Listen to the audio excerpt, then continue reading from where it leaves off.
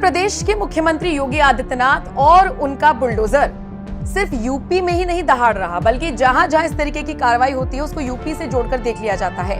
फिर आप चाहे उत्तराखंड चले जाइए, चाहे असम चले जाइए, मध्य प्रदेश चले जाइए, जहां जहां बीजेपी शासित राज्य हैं, वहां पर अगर बुलडोजर की कार्रवाई होती है तो उसको सीधे तौर पर योगी से जोड़कर देख लिया जाता है और इसकी चर्चा होनी शुरू हो जाती है। लेकिन जरा सोचिए, देश के प्रधानमंत्री नरेंद्र मोदी के संसदीय क्षेत्र वाराणसी में, जो कि उत्तर प्रदेश में ही आता है, अगर वहां पर बुलडोजर चले तो फिर आप क्या कहेंगे?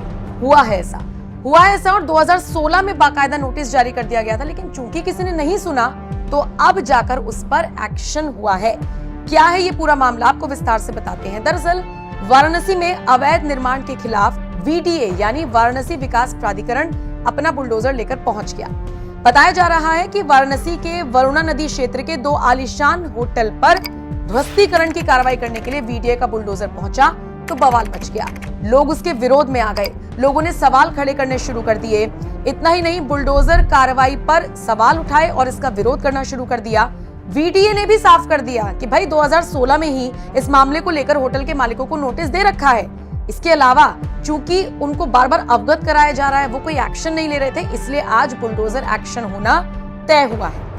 आपको बताते चले, बुलडोजर कार्रवाई के दौरान मौके पर चूंकि वाराणसी विकास प्राधिकरण के सचिव पुलकित गर्ग मौजूद थे, उन्होंने एक न्यूज चैनल से बातचीत करते हुए बताया, देखिए ये होटल जो है ये कई समय से यहाँ पे इलीगल होटल चल रहा था। इसका नक्शा जो है इन्होंने आवासीय पारित कराया था G+2 का, एक ही प्लॉट में, लेकिन मल्टीपल प्लॉट्स को मिला के 20, 21, 22, 23, 24 5 प्लॉट्स को मिलाकर जो है इलीगल होटल और बड़े स्केल पे चलाया जा रहा था। 90 कमरे हैं दोनों होटल्स को मिलाकर। इनके विरुद्ध पूर्व में भी डेमोलिशन ऑर्डर जारी किया जा चुका है, 2016 में भी। इन्होंने उसमें कमिश्नर सर के यहाँ अपील किया, शासन में भी अपील किया, हाईकोर्ट में भी अपील किया। मल्टीपल जगह से इनकी जो सभी अपील्स हैं वो सभी प्रकार की अपील्स खारिज हो चुकी हैं और इनको कहीं से भी राहत नहीं मिल पाई। ये सब कई सालों से इनको जो है इनके भी संज्ञान में है कि डेमोलिशन ऑर्डर पारित है और इनको कहीं से रिलीफ नहीं मिल पा रहा है, लेकिन फिर भी इनके यहाँ इलीगली ये संचालन किया जा रहा था। उससे इनकम जो है वो कमाई जा रही थी, इलीगल इनकम कमाई जा रही थी। तो मल्टीपल तरीके के इनके द्वारा इलीगल काम किए जा रहे थे।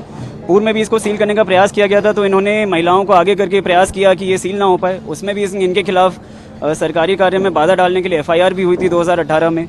इस समय अभी हमारी बोर्ड की मीटिंग विगत महीना हुई थी, तो उसमें भी कंप्लेंट्स हुई कि इस प्रकार के होटल चल रहे हैं। बोर्ड मीटिंग में प्रवर्तन के संबंध में ये जानकारी की गई कि क्या क्या किया है। तो बोर्ड मीटिंग के बाद इस प्रवर्तन की कार्रवाई को बढ़ाया गया और इनको पिछले हफ्ते में कई बार नोटिस दिए गए, कई बार चेतावनी दी गई कि अपना होटल आप स्वयं खाली कर लें।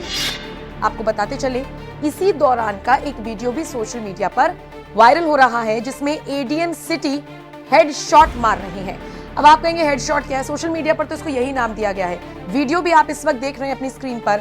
दरअसल जिस तरीके से बुलडोजर की कार्रवाई हुई, तो ऐसे में होटल मालिक और उसके परिवार वाले सड़कों पर आ गए, विरोध करने लगे और ऐसे में इस विरोध को थामने के बजाय ADM सिटी गुस्से से आग बबूला हो गए और इसी दौरान उन्होंने एक शख्स को अपने सिर से टक्कर मार दी, जिसे हेडशॉट कहकर सोशल मीडिया पर खूब वायरल किया जा रहा है। आपको बता दें, परिवार वाले वीडीए पर मनमानी का आरोप लगा रहे हैं। वीडीए अपने आप को पाक साफ बता रहा है।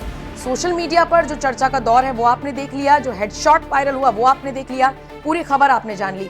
जरा बताइए, इस खबर को लेकर आप क्या राय रखते हैं?